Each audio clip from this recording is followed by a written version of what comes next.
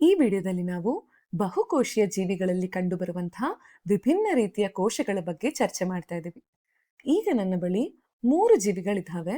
ಒಂದು ಮಾವಿನ ಹಣ್ಣು, ಇನ್ನೊಂದು ಬ್ಯಾಕ್ಟೀರಿಯಾ ಹಾಗೂ ಸಮುದ್ರದೊಳಗೆ ಸಿಗುವಂತಹ ಜೆಲ್ಲಿ ಫಿಶ್. ಈ ಎಲ್ಲಾ ಜೀವಿಗಳಲ್ಲೂ ಸಾಮಾನ್ಯವಾದ ಹೋಲಿಕೆ ಏನು ಅಂತ ಯೋಚಿಸ್ತಿದ್ದೀರಾ? ಸಾಮಾನ್ಯ ಸಂಗತಿ ಅಂದ್ರೆ ಇವೆಲ್ಲವೂ ಕೋಶಗಳಿಂದ ನಿರ್ಮಿತವಾಗಿರುತ್ತೆ. ಕೋಶಗಳು ಜೀವಿಗಳ ಮೂಲಭೂತ ರಚನಾತ್ಮಕ ಹಾಗೂ ಕ್ರಿಯಾತ್ಮಕ ಘಟಕಗಳು ಅಂತ ಹೇಳ್ಬಹುದು. ಆದ್ರಿಂದ ಎಲ್ಲಾ ಜೀವಿಗಳು ಕೋಶಗಳಿಂದ ನಿರ್ಮಿತವಾಗಿರ್ತವೆ. ಆದ್ರೆ ನೀವು ಬ್ಯಾಕ್ಟೀರಿಯಾ ಹಾಗೂ ಸಸ್ಯವನ್ನ ನೋಡಿದರೆ ಒಂದಕ್ಕೊಂದು ತುಂಬಾ ವಿಭಿನ್ನವಾಗಿರುತ್ತೆ. ಈ ವಿಭಿನ್ನತೆ ಯಾಕೆ ಅಂತೀರಾ? ಅವುಗಳ ದೇಹವನ್ನ ನಿರ್ಮಿಸುವ ಕೋಶಗಳ ಸಂಖ್ಯೆಯ ಆಧಾರದ ಮೇಲೆ ಅವುಗಳನ್ನ ವಿಭಿನ್ನವಾಗಿದ್ದಾವೆ ಅಂತ ಹೇಳಿದೆ. ಅದಕ್ಕಾಗಿ ಜೀವಿಗಳು ಸಾಮಾನ್ಯವಾಗಿ ಏಕಕೋಶೀಯ ಹಾಗೂ ಬಹುಕೋಶೀಯ ಜೀವಿಗಳಾಗಿ ವರ್ಗೀಕರಣ ಮಾಡಲಾಗಿದೆ. ಮೊದಲಿಗೆ ನಾವು ಏಕಕೋಶೀಯ ಜೀವಿಗಳ ಬಗ್ಗೆ ನೋಡ್ತಾ ಹೋಗೋಣ. ಈ ಬ್ಯಾಕ್ಟೀರಿಯಾಗಳು, ಅಮೀಬಾ ಇವೆಲ್ಲವೂ ಏಕಕೋಶೀಯ ಜೀವಿಗಳು. ಹಾಗಾದ್ರೆ ಏಕಕೋಶೀಯ ಪದದ ಅರ್ಥ ಆದ್ರೂ ಏನು ನೋಡೋಣ ಬನ್ನಿ. ಏಕ ಅಂದರೆ ಒಂದು ಅಂತ ಅರ್ಥ, ಹಾಗೂ ಕೋಶೀಯ ಅಂದರೆ ಕೋಶಕ್ಕೆ ಸಂಬಂಧಿಸಿದಂತೆ ಅಂತ ಅರ್ಥ ಬರುತ್ತೆ. ಹಾಗಾಗಿ ಈ ಜೀವಿಗಳ ದೇಹವು ಕೇವಲ ಒಂದು ಕೋಶದಿಂದಲೇ ನಿರ್ಮಿತವಾಗಿರುತ್ತೆ. ಹಾಗೆ ಒಂದು ಕೋಶವೇ ಜೀರ್ಣಕ್ರಿಯೆ, ಉಸಿರಾಟ, ತ್ಯಾಜ್ಯ ವಿಸರ್ಜನೆ ಮತ್ತು ಪದಾರ್ಥಗಳ ಸಾಗಾಣಿಕೆ ಇವೆಲ್ಲ ಕಾರ್ಯಗಳನ್ನ ಸ್ವತಃ ನಿರ್ವಹಿಸುತ್ತೆ. ಹಾಗಾಗಿ ಆ ಒಂದೇ ಕೋಶ ಎಲ್ಲಾ ಕೆಲಸಗಳನ್ನ ಬೇರೆ ಕೋಶಗಳಿಗೆ ಅಥವಾ ಇನ್ಯಾವುದಕ್ಕೂ ಅವಲಂಬಿತವಾಗದೆ ಕೆಲಸಗಳನ್ನ ನಿರ್ವಹಿಸುತ್ತೆ. ಈಗ ಬಹುಕೋಶೀಯ ಜೀವಿಗಳಿಗೆ ಬರೋಣ.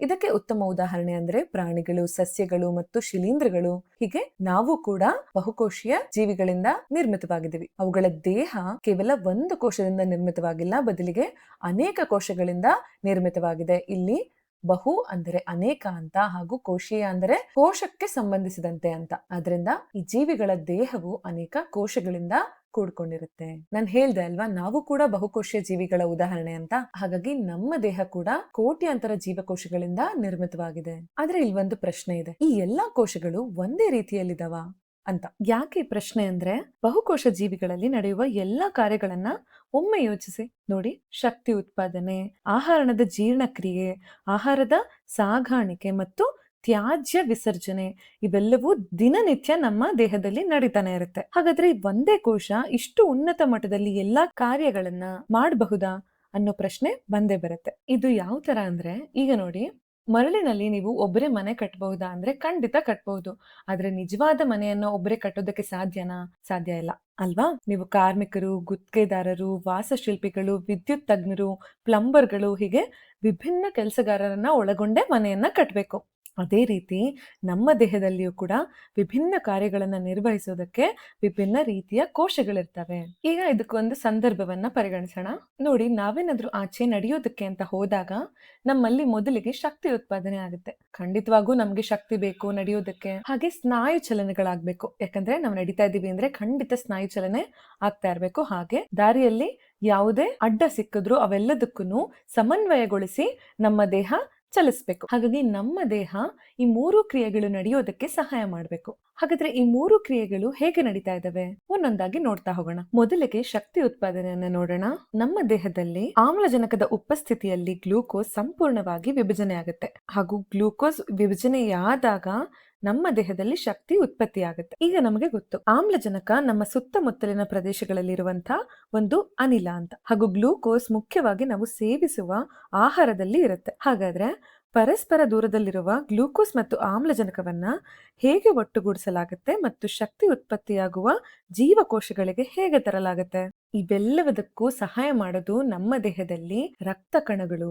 ರಕ್ತ ಇಲ್ಲಿ ತುಂಬಾ ಮುಖ್ಯ ಪಾತ್ರವನ್ನ ವಹಿಸುತ್ತೆ.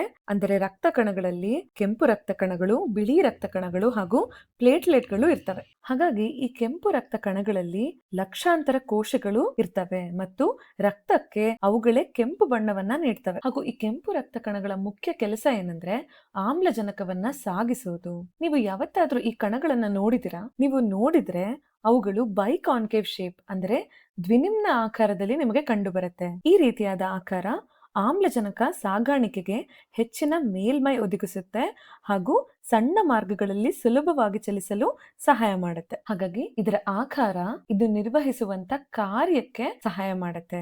ಈಗ ಇನ್ನೊಂದು ರೀತಿಯ ರಕ್ತ ಕಣಗಳನ್ನ ನೋಡೋಣ, ಅದೇ ಬಿಳಿ ರಕ್ತ ಕಣಗಳು. ಈ ರಕ್ತ ಕಣಗಳು ಅನಿಯಮಿತ ಆಕಾರವನ್ನ ಹೊಂದಿರುತ್ತೆ. ಅಂದ್ರೆ ಅಮೀಬಾಗೆ ಹೋಲುವಂತ ಅಸಮ ಆಕಾರ, ಅಂದ್ರೆ ಅನಿಯಮಿತ ಆಕಾರವನ್ನ ಹೊಂದಿರುತ್ತೆ ಅಂತ. ಈ ಆಕಾರ ರಕ್ತನಾಳಗಳಲ್ಲಿ ನುಗ್ಗಲು ಸಹಾಯ ಮಾಡುತ್ತೆ. ಇದರ ಮುಖ್ಯ ಕೆಲಸ ಏನಪ್ಪಾ ಅಂತಂದ್ರೆ ನಮ್ಮ ದೇಹವನ್ನ ಸೋಂಕುಗಳಿಂದ ರಕ್ಷಿಸೋದು. ಈ ಬಿಳಿ ರಕ್ತ ಕಣಗಳು ಅಮೀಬಾಯ್ಡ್ ಆಕಾರ ಇದೆ ಅಂತ ಹೇಳ್ದೆ ಹೊರತಾಗಿ ಅವೆರಡರ ಮಧ್ಯೆ ಯಾವುದೇ ರೀತಿಯಾದ ಹೋಲಿಕೆಗಳು ಖಂಡಿತವಾಗಿ ಇರೋದಿಲ್ಲ. ಯಾಕಂದ್ರೆ ಈ ಬಿಳಿ ರಕ್ತ ಕಣಗಳು ನಮ್ಮ ದೇಹಕ್ಕೆ ಸೋಂಕುಗಳಿಂದ ರಕ್ಷಣೆ ನೀಡುತ್ತೆ. ಹಾಗೂ ಈ ಅಮೀಬಾ ಅಂದರೆ ಇದು ಒಂದು ಏಕಕೋಶೀಯ ಜೀವಿ. ಇದರಲ್ಲೇ ಒಂದು ಕೋಶ ಅನೇಕ ಕಾರ್ಯಗಳಲ್ಲಿ ನಿರ್ವಹಿತವಾಗಿರುತ್ತೆ. ಇಷ್ಟೊತ್ತು ಶಕ್ತಿ ಉತ್ಪಾದನೆಯ ಬಗ್ಗೆ ಮಾತನಾಡಿದ್ವಿ.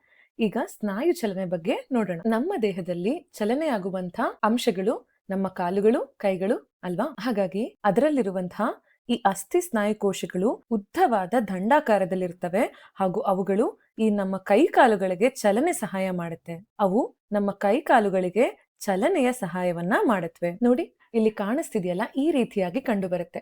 ಇನ್ನು ಇದರಲ್ಲೇ ಮೃದುವಾದ ಸ್ನಾಯುಕೋಶಗಳು ಕಂಡುಬರುತ್ತವೆ. ಅವುಗಳು ಈ ರೀತಿಯಾಗಿ ಸೂಜಿ ಆಕಾರದಲ್ಲಿ ಕಂಡುಬರುತ್ತೆ ಮತ್ತು ಇವುಗಳು ರಕ್ತನಾಳಗಳಲ್ಲಿ ಮತ್ತು ಆಹಾರ ನಾಳಗಳಲ್ಲಿ ಕಂಡುಬರ್ತವೆ. ಹಾಗೆ ಸ್ವಯಂ ಚಾಲಿತ ಚಲನೆಗೆ ಸಹಾಯ ಕೂಡ ಮಾಡ್ತವೆ. ಈಗ ಸಮನ್ವಯನ ನೋಡೋಣ. ನಮ್ಮ ಸುತ್ತಮುತ್ತಲಿನ ಪ್ರದೇಶಗಳೊಂದಿಗೆ ಅಥವಾ ನಮ್ಮ ಆಂತರಿಕವಾಗಿ ನಡೆದ ಎಲ್ಲಾ ಚಟುವಟಿಕೆಗಳಿಗೆ ಹೊಂದಾಣಿಕೆ ಇರಬೇಕು.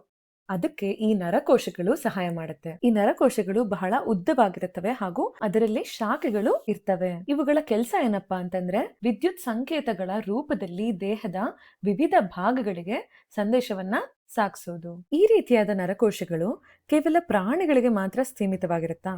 ಖಂಡಿತವಾಗಿಯೂ ಇಲ್ಲ. ಸಸ್ಯಗಳಲ್ಲಿಯೂ ಇದೇ ರೀತಿಯ ಕೋಶ ವೈವಿಧ್ಯತೆ ನಮಗೆ ಕಂಡು ಬರುತ್ತೆ. ನೋಡಿ, ಸಸ್ಯಗಳಲ್ಲಿ ಕೆಲವು ಕೋಶಗಳು ಮುಖ್ಯವಾಗಿ ರಕ್ಷಣೆಗೆ ಸಹಾಯ ಮಾಡುತ್ತೆ. ಇನ್ನು ಕೆಲವು ಕೋಶಗಳು ದ್ಯುತಿ ಸಂಶ್ಲೇಷಣೆಗೆ ಅಥವಾ ಆಹಾರ ಉತ್ಪಾದನೆಗೆ ಸಹಾಯ ಮಾಡುತ್ತೆ. ಹಾಗೂ ಇನ್ನೂ ಕೆಲವು ವಿಶೇಷ ಕೋಶಗಳು ಆಹಾರ ಮತ್ತು ನೀರಿನ ಸಾಗಾಣಿಕೆಗೆ ಸಹಾಯ ಮಾಡುತ್ತೆ. ಹೀಗಾಗಿ ಬಹುಕೋಶ ಜೀವಿಗಳಾದ ಸಸ್ಯಗಳಲ್ಲಿಯೂ ವಿಭಿನ್ನ ಆಕಾರ ಮತ್ತು ಗಾತ್ರದ ಕೋಶಗಳು ವಿಭಿನ್ನ ಕಾರ್ಯಗಳನ್ನ ನಿರ್ವಹಿಸುತ್ತೆ. ಹಾಗಾದ್ರೆ ಜೀವಿಯ ಗಾತ್ರದ ಮೇಲೆ ಕೋಶದ ಗಾತ್ರ ಬದಲಾಗುತ್ತೆ ಅಂತ ಭಾವಿಸ್ತೀರಾ? ನೋಡಿ, ಚಿಟ್ಟೆಯಲ್ಲಿ ಸಣ್ಣ ಕೋಶಗಳು ಮತ್ತು ಆನೆಯಲ್ಲಿ ದೊಡ್ಡ ಕೋಶಗಳಿದೆಯಾ? ಇದು ಸಾಮಾನ್ಯವಾಗಿ ನಾವು ಕೋಶದ ಆಕಾರ ಮತ್ತು ಗಾತ್ರವನ್ನ ಕಲಿಯುವಾಗ ಎದುರಿಸುವಂತ ಗೊಂದಲಗಳು. ಆದರೆ ಕೋಶದ ಗಾತ್ರ ಅವುಗಳ ಕಾರ್ಯಕ್ಕೆ ಸಂಬಂಧಿಸುವಂತೆ ನಿರ್ಮಿತವಾಗಿರುತ್ತೆ. ಅಂದ್ರೆ ಮನುಷ್ಯ ಮತ್ತು ಆನೆ ಎರಡರಲ್ಲಿಯೂ ನರಕೋಶಗಳು ಉದ್ದವಾಗಿ ಹಾಗೂ ಶಾಖೆಗಳನ್ನು ಒಳಗೊಳ್ಳುವಂತೆ ಇರುತ್ತೆ. ಅವುಗಳು ಸಂದೇಶಗಳನ್ನ ಸಾಗಿಸುವ ಒಂದೇ ಕಾರ್ಯವನ್ನ ನಿರ್ವಹಿಸುತ್ತೆ. ಹಾಗಾಗಿ ಜೀವಿಯ ಆಕಾರದ ಮೇಲೆ ಕೋಶದ ಗಾತ್ರ ಅವಲಂಬಿತವಾಗಿರೋದಿಲ್ಲ. ಆದರೆ ಜೀವಿಯ ಗಾತ್ರ ಅದರಲ್ಲಿರುವ ಕೋಶಗಳ ಸಂಖ್ಯೆಗೆ ಅವಲಂಬಿತವಾಗಿರುತ್ತೆ. ಅಂದ್ರೆ ಆನೆಗೆ ಹೆಚ್ಚು ಕೋಶಗಳಿರ್ತವೆ, ಆದ್ರೆ ಚಿಟ್ಟೆಗೆ ಕಡಿಮೆ ಕೋಶಗಳಿರ್ತವೆ. ಹಾಗಾಗಿ ಇದರಿಂದ ನಮಗೆ ಏನ್ ಅರ್ಥ ಆಯ್ತು? ಕೋಶದ ಗಾತ್ರ ಜೀವಿಯ ಗಾತ್ರಕ್ಕೆ ಸಂಬಂಧಿಸಿಲ್ಲ ಅಂತ. ಆದ್ರೆ ವಿಭಿನ್ನ ಜೀವಿಗಳಲ್ಲಿ ವಿಭಿನ್ನ ರೀತಿಯ ಕೋಶಗಳಿರುತ್ತೆ. ಈಗ ಬ್ಯಾಕ್ಟೀರಿಯಾ ಕೋಶಗಳ ಗಾತ್ರ 0.1 0.5 ಮೈಕ್ರೋಮೀಟರ್ಗಳಿರುತ್ತೆ. ಹಾಗೂ ಯಾಕೃತ್ತು ಅಂದ್ರೆ ಲಿವರ್ ಅಥವಾ ಮೂತ್ರಪಿಂಡದ ಜೀವಕೋಶದ ಗಾತ್ರ ಸರಿಸುಮಾರು 20 30 ಮೈಕ್ರೋಮೀಟರ್ಗಳು ಇರುತ್ತೆ. ಇನ್ನು ನರಕೋಶಗಳಿಗೆ ಅಂದ್ರೆ ನರ್ವ್ ಸೆಲ್ಸ್ಗೆ ಬಂದರೆ ಸರಿಸುಮಾರು 90 100 ಸೆಂಟಿಮೀಟರ್ ಉದ್ದವಿರುತ್ತೆ. ಹಾಗೆ ಭೂಮಿಯ ಮೇಲಿನ ಅತಿ ದೊಡ್ಡ ಕೋಶ ಅಂದ್ರೆ ಆಸ್ಟ್ರಿಚ್ ಮೊಟ್ಟೆ